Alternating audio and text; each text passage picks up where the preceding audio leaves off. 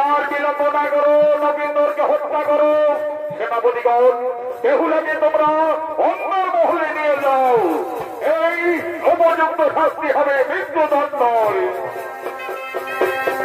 হাতে তরি পায়ে তরিব অবিতা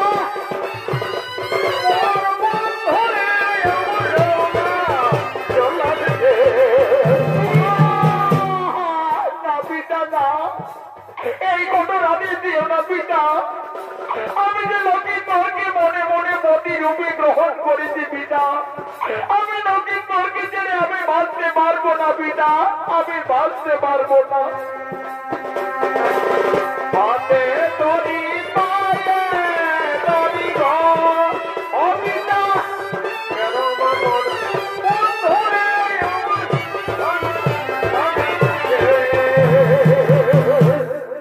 যাও সেনাপতিগণ, বেহুলাকে অন্তরে নিয়ে যাও।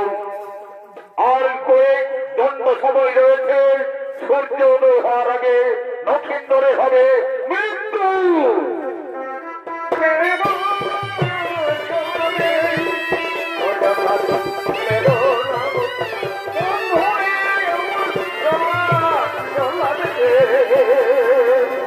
হাতে ধরি পায়ে পড়ি রে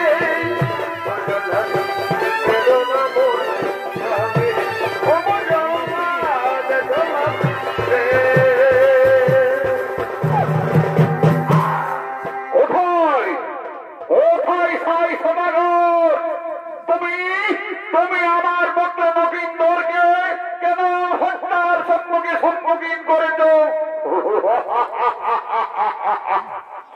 সদাগর, তুমি এলে আমার রাজ্যে, তোমার পুত্র লক্ষিন্দর আমার রাজ্যে গোপনে এসে আমার ফুলের বাগানে আমার দুই বাস্ত মঙ্গল সর্পকে হত্যা করেছে। মহারাজ, সর্প হত্যা আমার রাজ্যে সর্প হত্যা নিষেধ, তাই লক্ষিন্দরের শাস্তি একমাত্র মৃত্যুদণ্ড। না, তা আমি মেনে নিতে পারি না। আমার কাছে রয়েছে হেমতাল দণ্ড। আমি এক্ষুনি এই হেমতাল দণ্ডে তোমার মত্ত করিব চূর্ণ বিচূর্ণ ধরত্ব করর।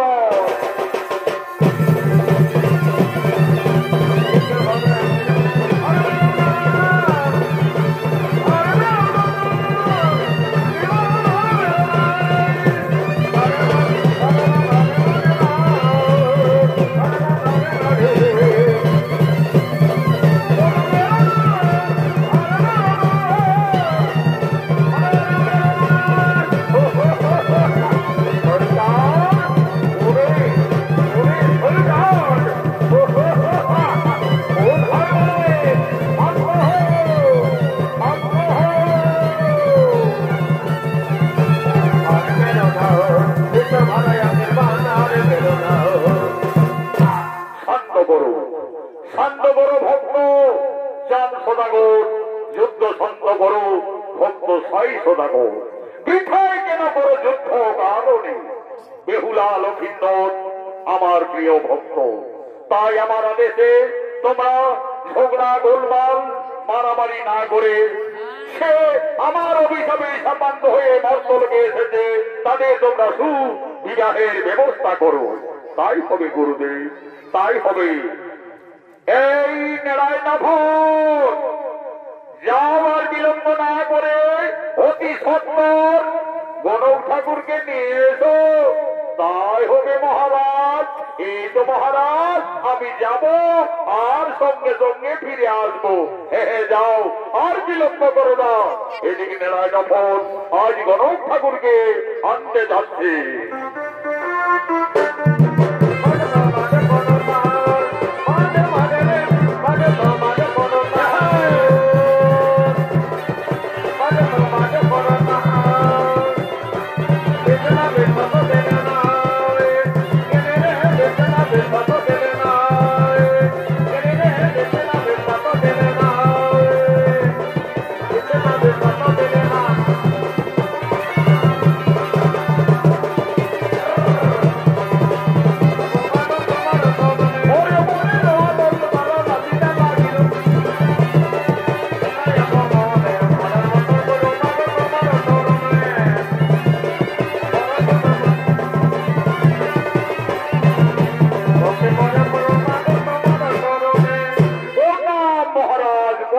মহারাজ, প্রণাম মহারাজ।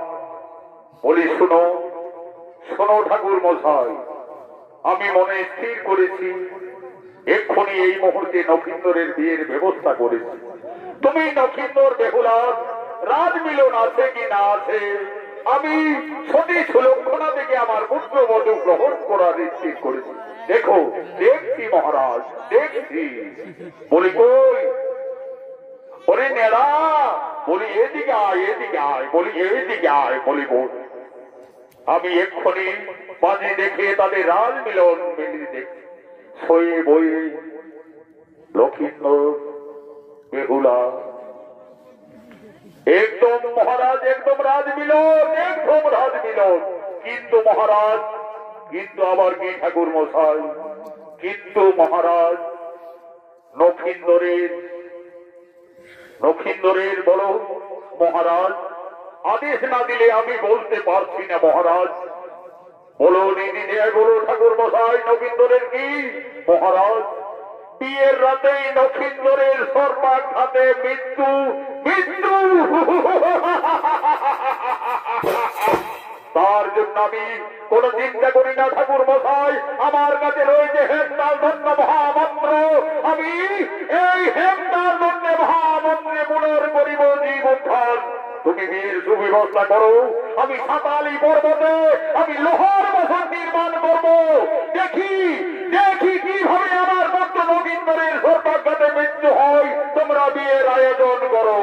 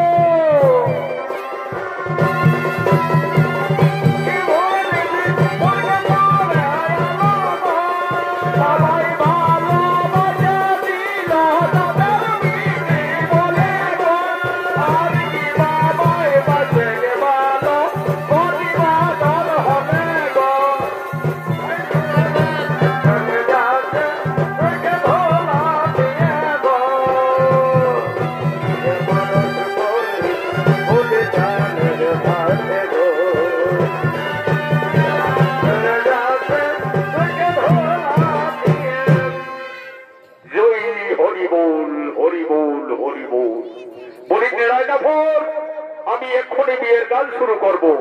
তার আগে আমাদের যে বিয়ে ঘরের কর্ম, আগে বিয়ের গীত বলে আমলো খাওয়া, তারপরে হবে শুভ বিবাহ।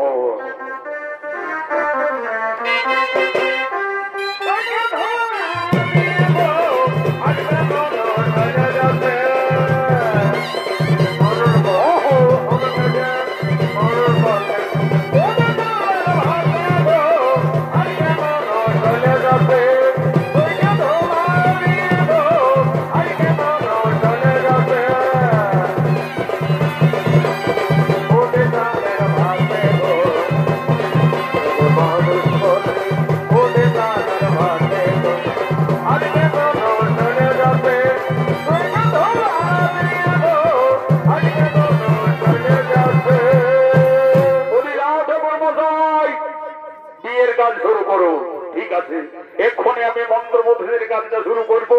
তার আগে আমার এইটুকুই নিবেদন যে দেখো আমি এক্ষুনি শুভ বিবাহের কাজ সম্পন্ন করব।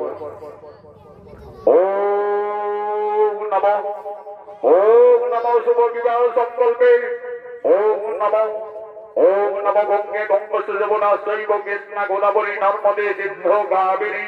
এরপরে নক্ষিন্দর তুমি বা হাতের কলিয়াঙ্গুলি উষার মানক বলে 3 বার সিঁদুরের দিক দিয়ে সমস্ত সিঁদুরটা সিঁদুরাই পরিয়ে দাও। এটাই হবে লগ্ন অনুযায়ী উষা অনিরুদ্ধের শুভ বিবাহের শেষ কর্ম।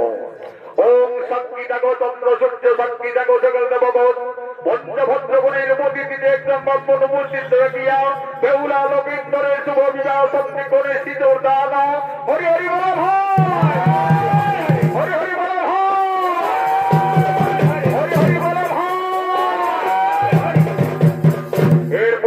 নফর বেহুলা লক্ষিন্দরকে তোমরা সাঁতালি পর্বতে লোহার বাসো ভরে নিয়ে চলো।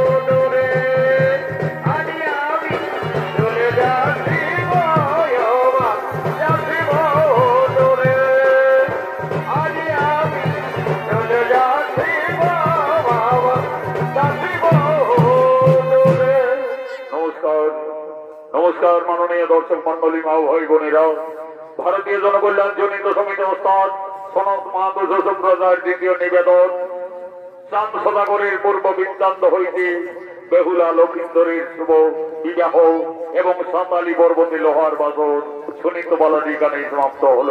নমস্কার।